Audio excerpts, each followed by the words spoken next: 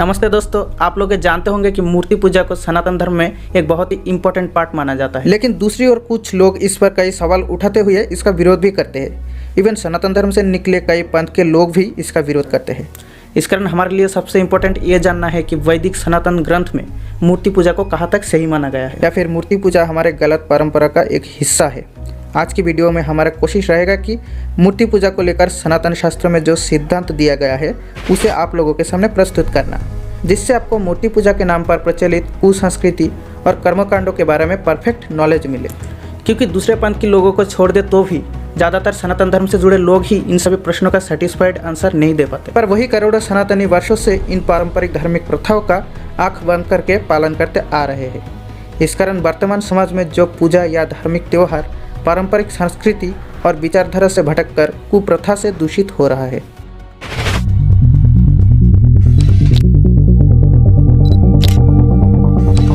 चाहे ब्रह्मवादी जो खुद सनातनी हो, वादवादी या फिर अब्राह्मिक रिलीजन हो, मूर्ति पूजा को लेकर इन सभी ने हमेशा जिन प्रश्नों को सामने लाते हैं वो कुछ ऐसा है। क्या भगवान का कोई आकार हो सकता है? क्या भगवान का रूप उन्हें लिमिटेड नहीं बनाता? ना तस्य प्रतिमा अस्ति का सच क्या है? प्रपद्यन्ते अन्य देवता का अर्थ क्या है? निर्जीव वस्तु में सम्मान क्यों दिखाए? क्या विग्रह पूजा का कोई शास्त्रीय प्रमाण भी है? तो चलिए इन सभी प्रश्नों का उत्तर समझने की कोशिश करते हैं। हमारे मन में हमेशा ये प्रश्न रहा है कि जो ईश्वर सर्वव्यापी अनंत और अचिंत्य है, क्या ऐसे ईश्वर का स्वरूप सीमित हो सकता है? हम जिन जिन रूपों में उनकी पूजा करते हैं, क्या वो काल्पनिक नहीं है? पर क्योंकि हम ईश्वर को अपनी भौतिक आंखों से नहीं देख सकते, इसलिए इसका उत्तर जानने के लिए हमें सबसे पहले ईश्वर यानी भगवान की विशेषताओं को जानना होगा। तो इस विषय में ईशोपनिषद के आह्वान मंत्र कहते हैं, ओम पूर्णमादा पूर्णम इदम पूर्णत पूर्णत उच्यते पूर्णस्य पूर्णमादाय पूर्णम एवावशिष्यते, यानी उसमें कोई अपूर्णता नहीं होगी। इसलिए लॉजिकली अगर हम यह माने कि ईश्वर का कोई रूप नहीं हो सकता तो यहाँ पर भगवान की पूर्णता का खंडन हो जाता है। फिर उन्हें सर्वशक्तिमान माना नहीं जा सकता क्योंकि वे अपने ही रूप को नियंत्रण नहीं कर सके। क्या ऐसा सोचना सही होगा? हम देखते हैं ऋग्वेद संहिता के अनुसार भगवान श्री विष्णु को सभी संसारों के स्वामी और पालनकर्ता के रूपों में वर्णित किया गया है। इसी सूक्त के छंद 6 में कहा गया है कि विष्णु विशाल शरीर वाले और स्तुति में अपरिमेय है। इसलिए लॉजिकली देखा जाए तो जो सर्वशक्तिमान अनंत सृष्टि की रचना करते हैं वो ईश्वर स्वयं सिर्फ निराकार नहीं हो सकता। अब प्रश्न आता है कि जो भगवान को एक विशेष रूप में सोचते हैं, क्या वो ईश्वर की अनंतता को सीमित नहीं करता है? जब हम कहते हैं वो अवतार नहीं ले सकते तो इसका मतलब है कि हम भगवान की शक्ति पर प्रश्न उठाते हैं। और सुनने में फनी स्टोरी लगता होगा कि ईश्वर सर्वशक्तिमान है लेकिन वो सब कुछ नहीं कर सकता। भगवान में इतनी कैपेसिटी तो होना ही चाहिए कि जिस प्रकार सूर्य अपने ही स्थान में विद्यमान है लेकिन प्रकाश के रूप में पूरे ब्रह्मांड को कवर करते हैं, तो भगवान किसी विशेष रूप में विद्यमान होने के बाद भी सर्वव्यापी हो। और इंटरेस्टिंगली हमें शास्त्र में इसका प्रमाण भी मिलता है। जैसे भगवान हमेशा अपने निवास में मौजूद रहते हैं, फिर भी वे अपने भक्त प्रहलाद की रक्षा के लिए डायरेक्ट खंभे से प्रकट हो जाते हैं। इसलिए हमारा मानना है कि जब भगवान प्रत्येक प्राणी के हृदय में परमात्मा के रूप में विद्यमान है और पूरे ब्रह्मांड के कण कण में भी विद्यमान है, तो ये कहना कि वो सिर्फ साकार या सिर्फ निराकार है एक गलत अवधारणा है। क्योंकि ये भगवान की एक विशेष गुण है कि वो एक साथ अपने अंदर दो विरोधी नियम को धारण कर सकते हैं, तभी तो उन्हें सर्वशक्तिमान भगवान कहा जा सकता है। न तस्य प्रतिमा अस्ति, यह वो श्लोक जिसका इस्तेमाल करके एंटी सनातनी लोग हमेशा दिखाता रहा कि देखो तुम्हारे धर्म में तो प्रतिमा यानी मूर्ति पूजा को मना किया गया है। क्योंकि एक श्लोक का उल्लेख श्वेताश्वतर उपनिषद में किया गया है तो ज़्यादातर लोग बड़े जल्द ही इसे मान भी लेते हैं। लेकिन थोड़े ध्यान से इसका मतलब समझे तो आप समझ पाएंगे कि यहाँ तो मामला कुछ और ही चल रहा है। इसे समझने के लिए सबसे पहले हमें प्रतिमा शब्द को समझना होगा। संस्कृत शब्द प्रतिमा ये प्रत्यय वाले प्रतिम शब्द से बना है और प्रतिमा शब्द इन 3 अक्षर मिलाकर बनता है, जिसका अर्थ मूर्ति बिल्कुल नहीं है, बल्कि प्रतिम का अर्थ होता है तुलनीय, जिस तरह अप्रतिम का अर्थ होता है अतुलनीय। तो अब आप ये समझ सकते हैं कि श्लोक न तस्य प्रतिमा अस्ति का अर्थ है उसकी कोई तुलना नहीं है। इसी तरह बिल्कुल एक सेम मीनिंग करने वाले श्लोक आपको भगवत गीता में भी देखने को मिल जाएगा। जैसे हम यहाँ 2 श्लोक को देखते हैं। प्रथम श्लोक में हरि शब्द का अर्थ शेर है, वही दूसरे में हरि का अर्थ भगवान विष्णु है। इसलिए अगर कोई इसकी प्रयोग उल्टा करने लगे तो ये उसके अपने IQ एरर है।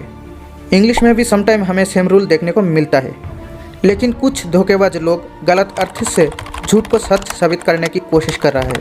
जो श्वेताश्वतर उपनिषद के इस श्लोक के साथ भी देखने को मिलता है। इसलिए हमें इन मूर्खों की बातों को ध्यान ना देकर खुद से इन श्लोकों को पढ़कर समझना चाहिए। जैसे अगर आप शुक्ल यजुर्वेद की श्लोक 32:3 को समझे तो इस विषय में पूरी तरह क्लियर हो सकते हैं। कुछ वेबसाइट और एंटी सनातन लोग हैं जो श्रीमद् भगवद गीता के अध्याय 7 श्लोक 20 को सामने लाकर ये तर्क देते हैं कि सनातन धर्म में मूर्ति पूजा को गलत कहा गया है। भगवद गीता में लिखा है बुत परस्ती हराम है, गलत है। चैप्टर नंबर 7 भाग नंबर 7 श्लोक नंबर 20 में लिखा है जो कोई इंसान जो पैसे के पीछे मटीरियलिस्टिक थिंग के पीछे भागता है वो बुत परस्ती करता है, आजीवन करता है। तो बुत परस्ती के खिलाफ कई श्लोक है आपके वेद में, भगवद गीता में। श्लोक में कहा गया कि जिनकी बुद्धि सांसारिक माया के द्वारा हर लिया गया है वही देवता की पूजा करते हैं। इसके अलावा और एक प्रमाण भी है, अंधताम प्रभिशांति या असंभूतिम उपस्थित, यानी जो लोग असंभूति की पूजा करते हैं वो लोग अंधकार में गिर जाते हैं और जो लोग शाम मूर्ति की पूजा करते हैं वो लोग और भी अधिक अंधकार में डूब जाते हैं। बता दें कि असंभूति का अर्थ है वायु, जल, अग्नि की तरह प्राकृतिक पदार्थ। वही शाम मूर्ति मानव निर्मित वस्तु है, जैसे चेयर, टेबल, मूर्ति आदि।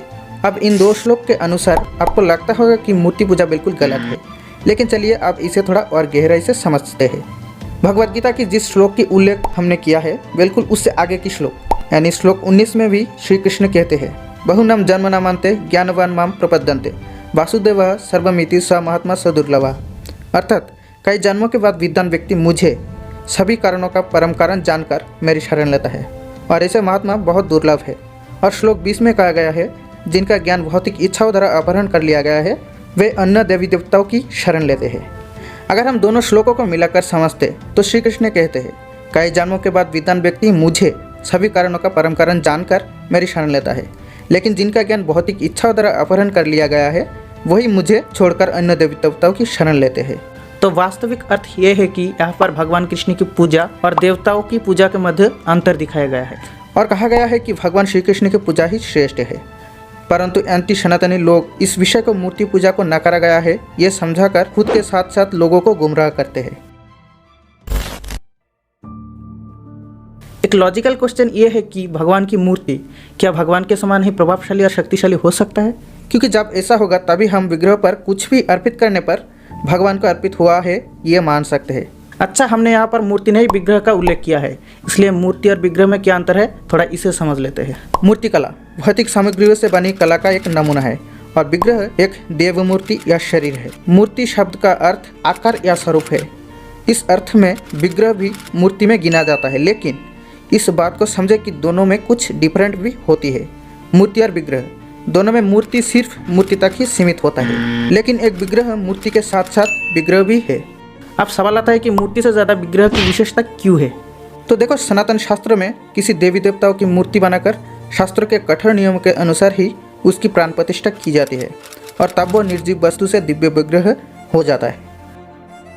कई बार आपने सुना होगा या देखा होगा कि कहीं पर भगवान या देवी देवताओं की मूर्ति मिट्टी के नीचे दबा हुआ होता है और किसी व्यक्ति को वो सपनों में दिखता है तो वो वहीं पर खुदाई करता है और वो मूर्ति वास्तव में उसे मिलते भी है।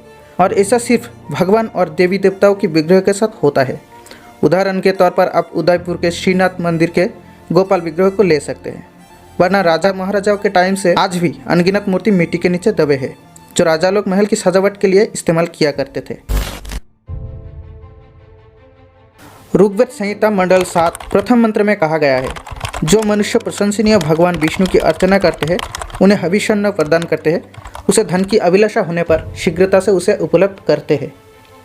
यदि मूर्ति निर्माण शास्त्र सम्मत ना होता तो यह अर्चन पूजन की प्रश्न ही ना उठता। और श्रीमद् भागवत के 11वें स्कंद में विग्रह पूजा के बारे में स्पष्ट उल्लेख है। भगवान कहते हैं ब्राह्मण को चाहिए कि निष्कपट से उचित उपकरणों से सच्चे प्रेम और भक्ति के साथ उपासक के हृदय में उत्पन्न होने वाले इष्ट देव के रूप में मेरे श्री विग्रह की पूजा करें। और उल्लेख ये भी है कि भगवान की ऐसी मूर्तियाँ 8 प्रकार की सामग्रियों से बनाई जा सकती है। शैली दारुमयी लोही लोप्य लेख्य च सैकति मनोमयी मनुमयी प्रतिमा अष्टविधा स्मृता, यानी भगवत मूर्ति अष्ट धातु से बनता है, पत्थर की, लकड़ी की, मिट्टी की और चंदन की, साथ साथ चित्रमयी, बालुकामयी, मनोमयी और मणिमयी। और जब मूर्ति विग्रह में बदलता है तब उनके प्रति हमारा दृष्टिकोण क्या होना चाहिए ये पद्म पुराण में स्पष्ट है। तो दोस्तों, ओवरऑल देखा जाए तो मूर्ति पूजा को वैदिक ग्रंथों में प्रमाण के साथ सही माना गया है। और शास्त्रों में इसकी अनुमति भी है। वीडियो अच्छा लगा तो अपने दोस्तों से शेयर जरूर करें। मिलते हैं अगले वीडियो में। धन्यवाद।